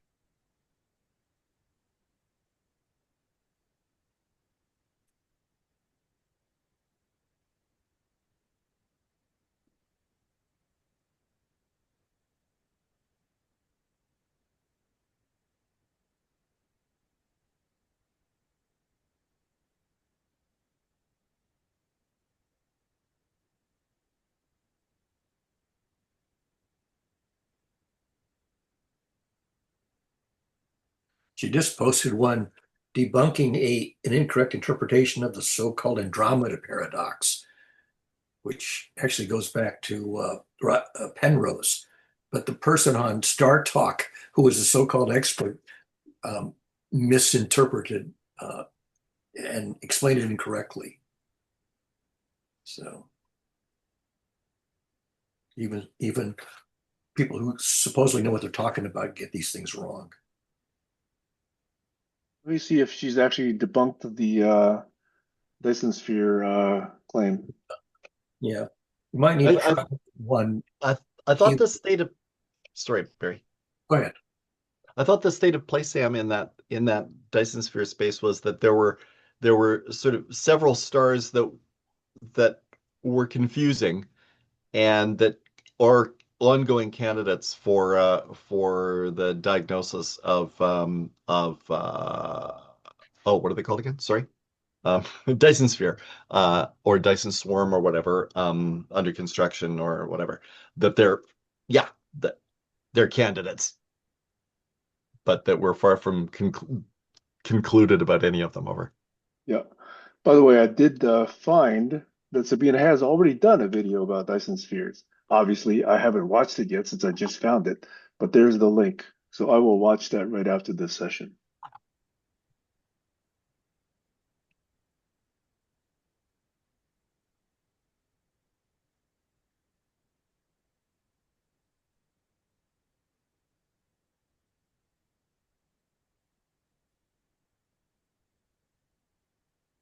Um, can I ask for some feedback on some language?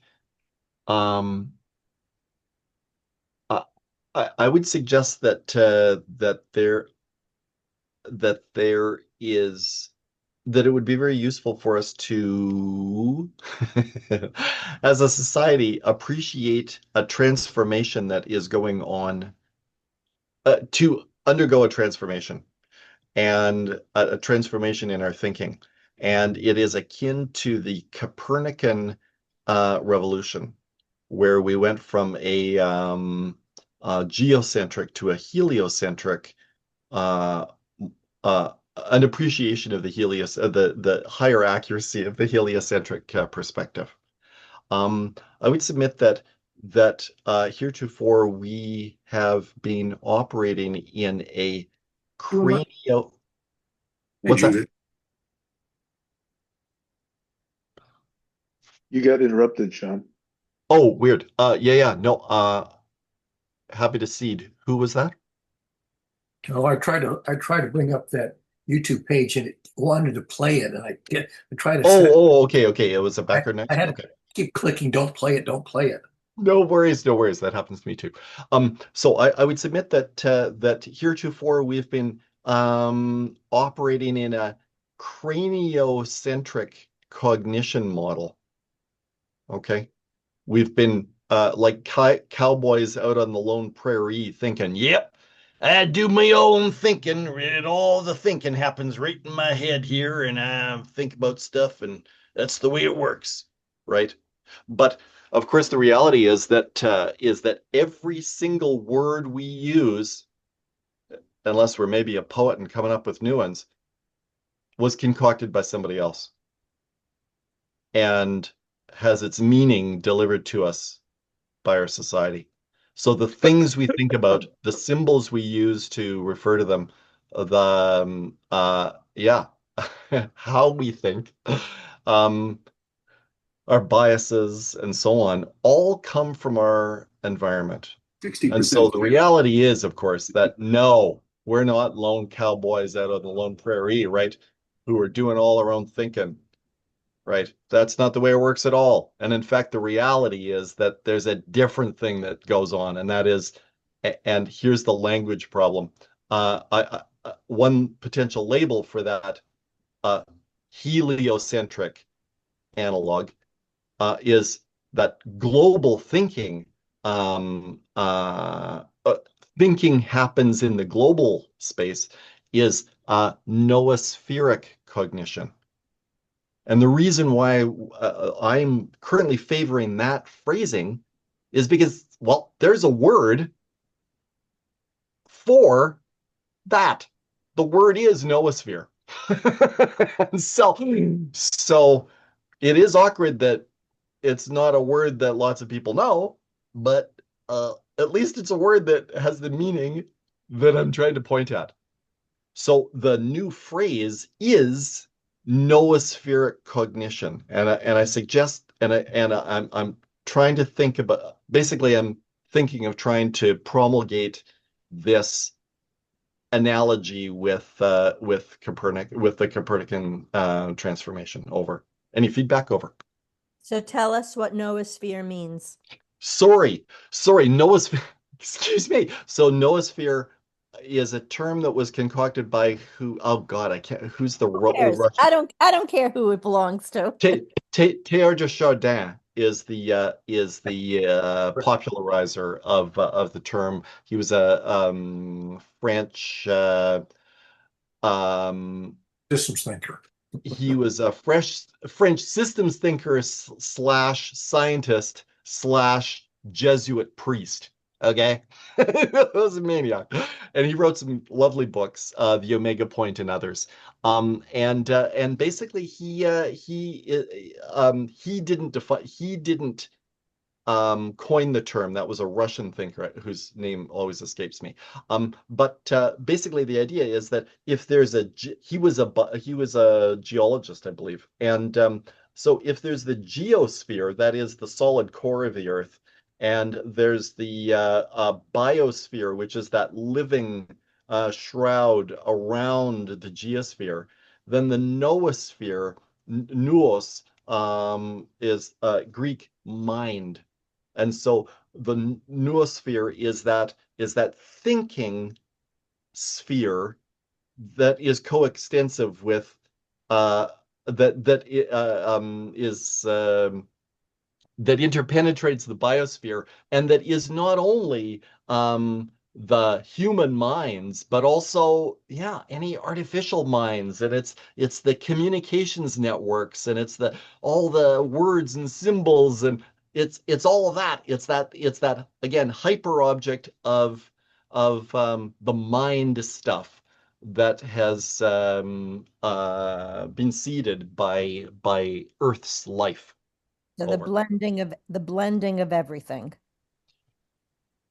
It's the mind stuff of this eruption of life.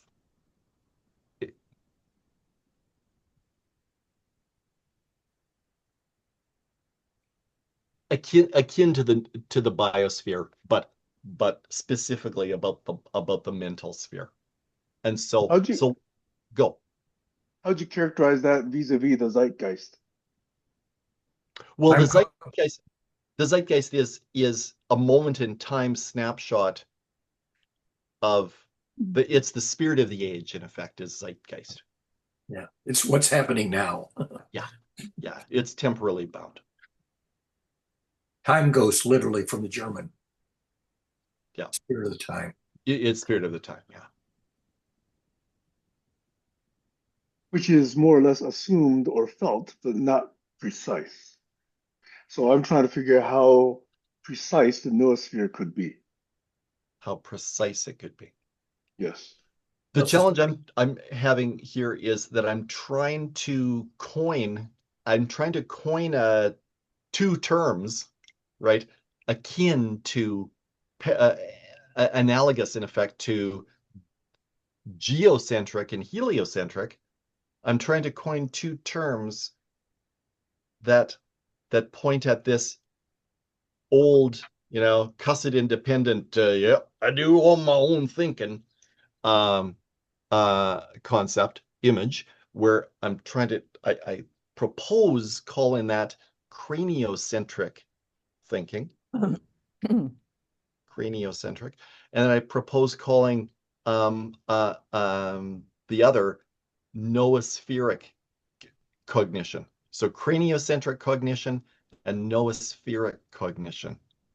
But the problem with calling it noospheric is, of course, as we've just encountered, who the hell knows the word noosphere?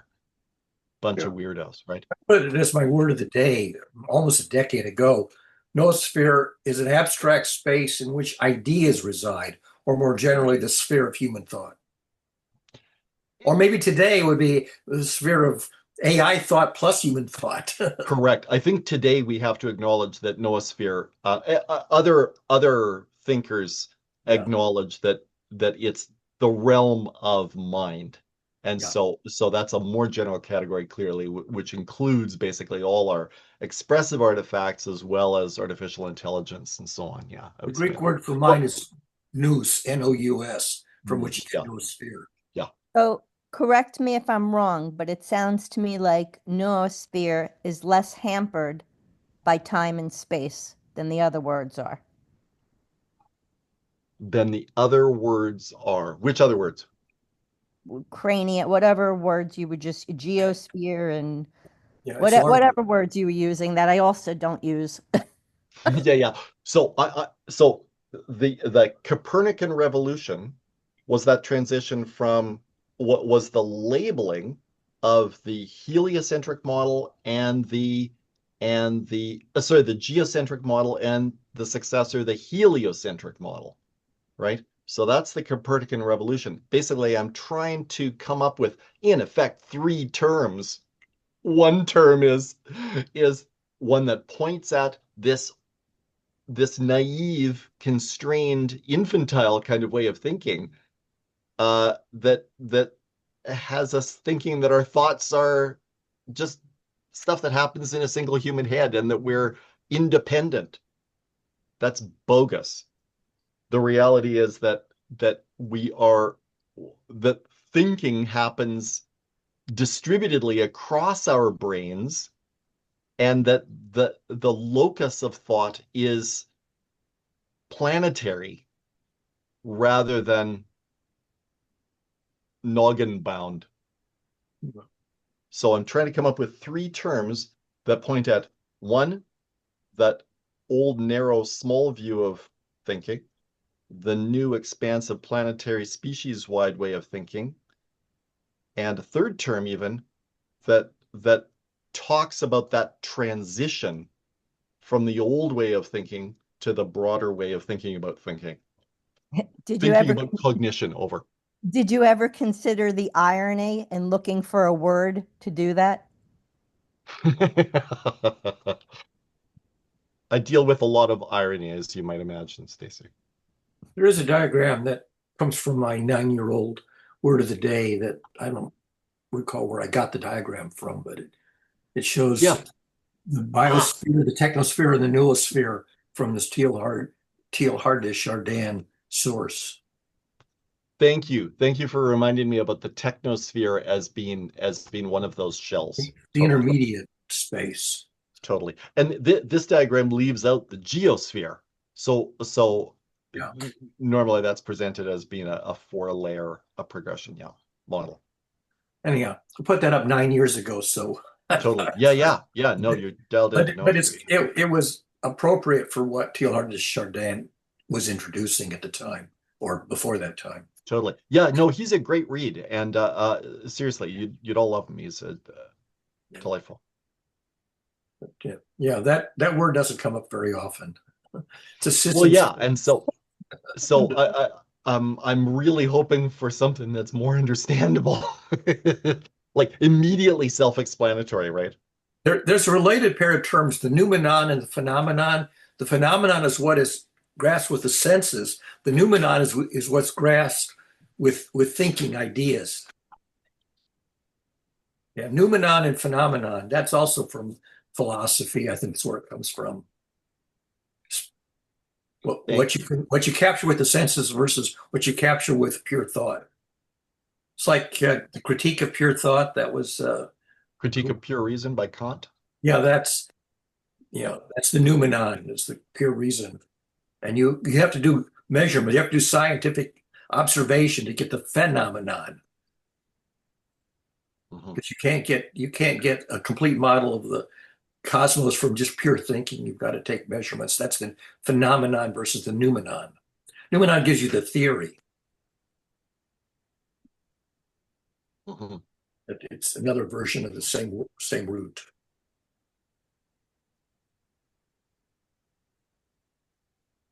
That's really interesting. That's an interesting place to start. You can get a lot from disagreeing a course in philosophy. Oh, Kayla's got to Hi, go. Kayla. Oh. So first of all, any feedback on this thing that I'm trying to do to come up with these three terms? One, any feedback on any of the terms that I've offered? And I guess I still haven't offered a term for the name for the revolution. And any suggestions for like candidate terms for any of those three terms? Over. Yeah. So let me do a quick approximation. One of the distinctions that you draw is whether a thought has been created personally by a single person. And so to me, an alternate view would be whether a thought has been created grouply by a group, right? School of thought. Right. So Versus that's one dimension. So that is the co-creation, the global sim, the collaboration foundation. But I think what you're indicating is not just a few minds, it's actually something much bigger than that. Now, I don't reject that, but I do want to understand it because the very first thing I would do is to try and model it. So I don't know what that model would consist of. I know what crania are, I know what brains are, I kind of know what ideas are, but I don't know what this noosphere is. So I want to know what's in the noosphere, what's part of that noospheric universe so that we can model it. And until we model it, we don't really understand it. everything that has been or could be or will be thought of in the space of fullness of time. But that's a Notions, non, hypotheses, ideas. I think I'd have some back pressure on that, Barry, because it sounds to me like that's the full light cone Right. of the noosphere, Yeah. which is not part of the definition of the noosphere, I would suggest.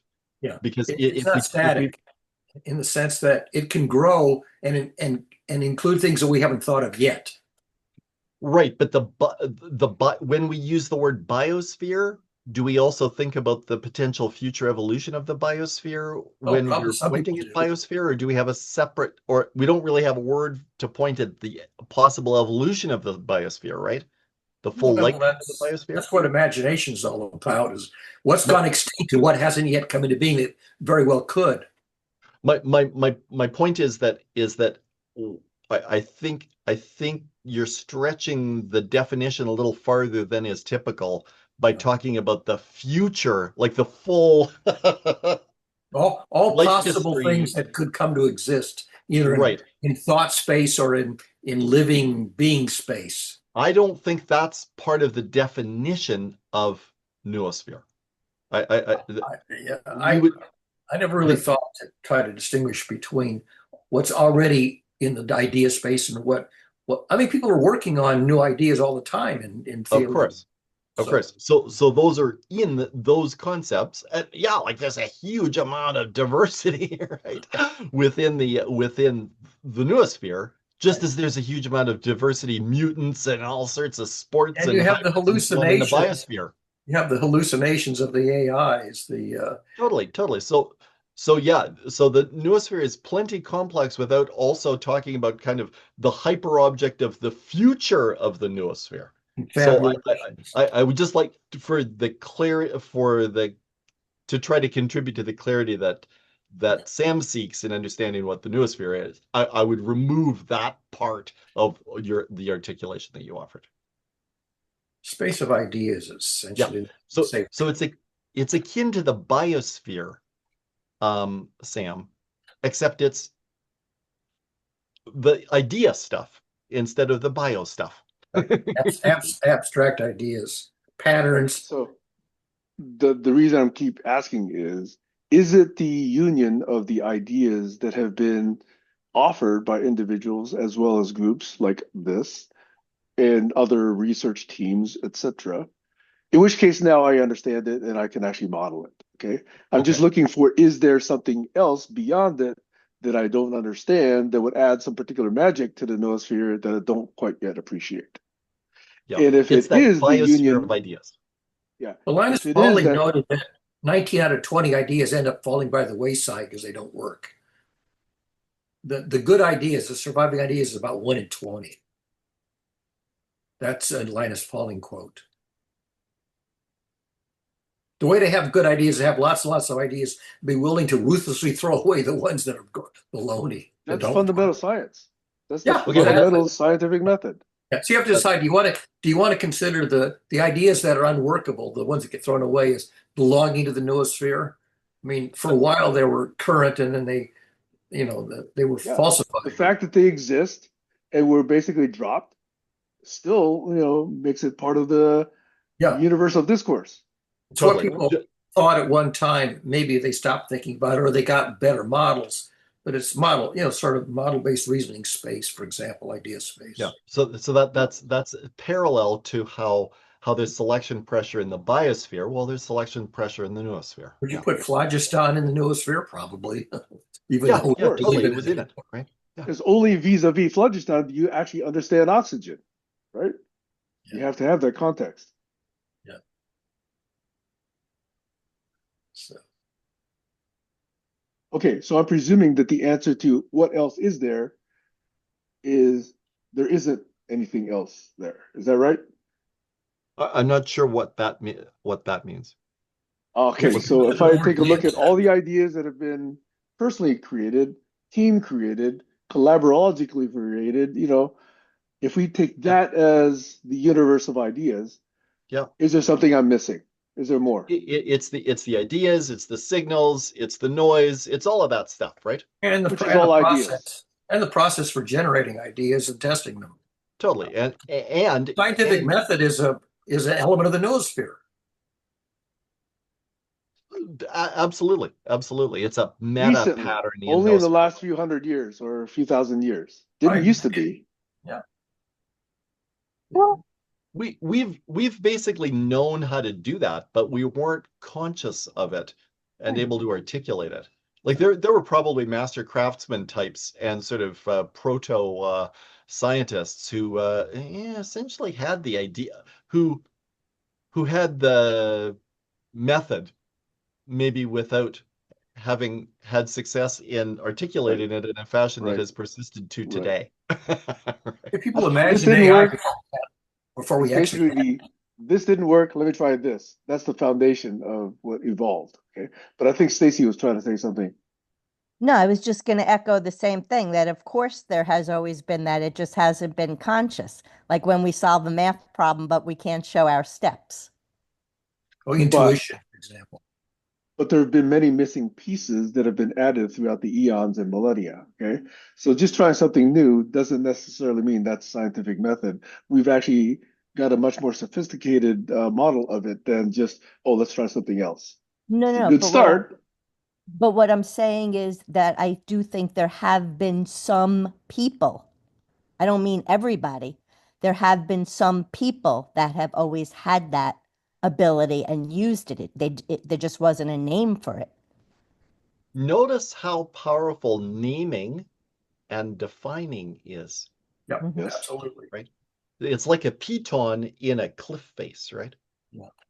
That Yeah. everybody Yeah, else can use that's to right.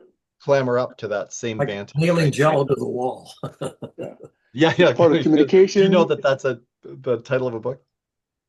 I know it's a turn of phrase. I don't Yeah, know yeah. who gets credit for introducing him, but nailing jello to the wall was a I think that's a metaphor. 1973 book, or so, right around then, 73, 74, about programming.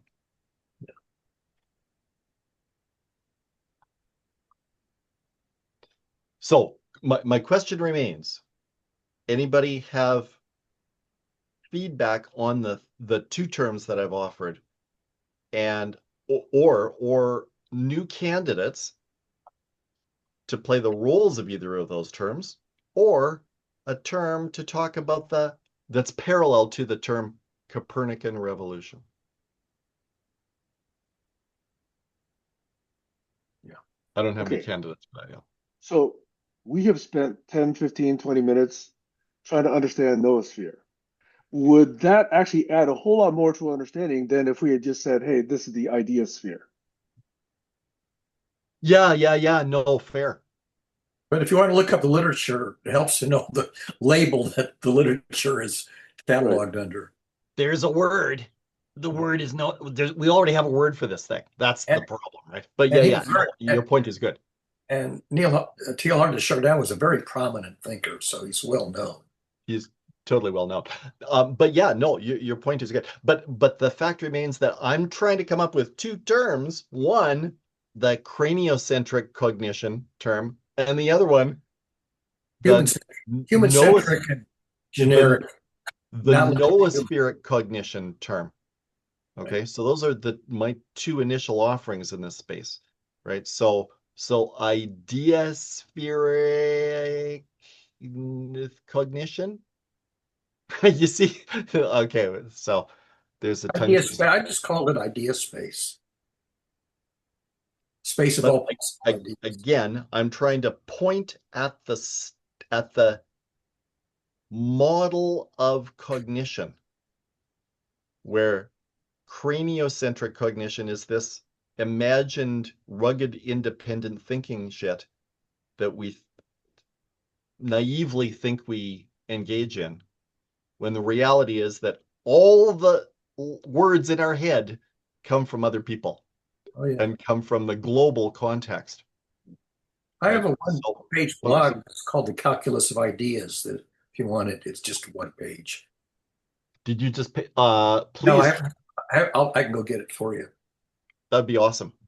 Just get it and paste it here. I don't know Oh, if this is helpful at all, but I always think of like all the stars in the sky and just the different constellations that can be created. And I don't have any words to help you with because all the words you're using are ones that I don't know and I've never used or heard. But the idea of like every star is available to every person and how they create constellations is up to them. that's a lovely image. That's a lovely image. Thank you. Yeah, There's the link to Calculus of Ideas in the chat. thanks, Barry. There's a cute scene in the Simpsons. The Simpsons can just like the Upanishads, the Simpsons is so huge that you can find just about anything you needed there. I think there was some funny scene where I don't know. Oh yeah, it was Homer, I think, pointing to sort of made up Homer constellations, Homer brain constellations. Pepe, there's the big I don't know. I gotta go back. I gotta go watch The Simpsons. My kids used to watch it all the time. I gotta go watch it. I Watch got to go watch those Trump episodes. Yeah, I gotta watch it all. Stacy, the first about 6 or 7 years of The Simpsons was kind of the classic era, and they were pulling off things that were just staggering back then. It really Yeah. was pretty amazing. It was a kind of revolution somehow in Yeah. the speed of idea delivery. I think Conan O'Brien was a writer during that period, and I think that might have contributed. And they had philosophers and mathematicians and all sorts of maniacs on staff, and they were Yeah, that's why I doing want some to go pretty cool back and stuff. watch it. Yeah. Yeah. What were you saying, Sam? That were you, sorry, I keep wanting to say Bam Bam. Were you saying that you want to go back and review the The Apprentice episodes? no. On The Simpsons. Yeah, on The Simpsons, they had several Ah, episodes regarding Trump yeah, becoming president. They were very prescient. They called that 2 or 3 decades in advance. Yeah. And the idiocy with which that would essentially take was called decades ago. yeah. Well, another angle on that though is that he's been making little squeaky noises about that whole possibility since the 80s. So Ever it's since he not got like money from Putin. He got $640 million from Putin, and Putin put a bug in his ear that, hey, you should become president. He's been groomed for this for decades. Yeah. I think there's evidence that the KGB and the FSB have, classic maneuver was just lots of baby turtles. Just try to develop a bunch of assets and credulous um what are they called? Useful idiot American businessman is a pretty interesting little species Yep. of baby turtles. So yeah, for sure. For Yeah, sure. but how many have been as successful as to actually create a tower, which is now used as a kind of a home base for KGB and FSB and Russian operatives in New Totally. York? Yeah, no, there's a profound synergy there. Yeah, definitely. Yeah. Yeah, God, the information warfare maneuver that has seen to it that that we have hesitancy about whether there's a Trump-Putin alliance at some level is remarkable, given the amount of deep historical evidence of to that effect. It's quite No, there's been startling. evidence to Deutsche Bank and transfer, and Deutsche Bank is actually known as a money laundering bank, especially for Russians, okay, and criminals. Yeah. That's where Trump got his 640 million, according to various articles that I've read, not just one. Well, and there was the interesting timeline of how it was that Trump went over to Moscow in 86 or 87 or something. And That's then where it all started. Yeah. upon his return, why does he take out this giant one-page ad in the New York Times basically saying, yeah, what was it? That the The Central US should Park withdraw housewife. from the EU and the EU should stop being so mean to Russia and all this stuff, right? Yeah, he's been cozying up to dictators pretty pretty transparently for a long time. They're wonderful people, beautiful people, the smartest people. They're beautiful people on both sides. Yeah, no, it's true. He even told Sean Hannity he was going to be a dictator at the minimum on day one. Turned out to be on every day, not just day one. Oh, right, right. Yeah, yeah, that was cute how Hannity tried to help him walk it back. Yeah, he didn't want to walk it back. He says, Or walk it back. for sure on day one, I'm a dictator. Turned out every day. Yeah, that is sweet. Sean, Yes, I know that you usually don't interact on Facebook, but I did tag you on Barry's post where he put up he recirculated an old post of his on the no on the Newosphere. So I just CC'd you because you never know what conversation might be started. So just letting you know. Yeah, thanks. they want to put Thanks, it in Stacy. the chat. Thanks, Stacy. Put the same link in the chat. Hey, thanks for your patience with me, everybody, and sorry for all the ranting. No, No, it's thanks for great. putting that together. It was well presented, well written, and I look forward to the rest of it. Yeah. Feel free to absorb anything I have posted in the past and run with it, develop it, evolve it, modify it, whatever. Totally. Yeah, yeah, Barry, there's a particular model that I'd like to explore with you. I might reach out here in this coming week. I'm not sure if I'll have a chance to do that soon, but yeah, there's a model I would like to explore with you. So, yeah. Take care, everybody. Bye. Okay. Bye for See now. you all. Good week. No, I'll see you tomorrow. Today's only Saturday. Oh, yeah, right. Take care. Okay, later.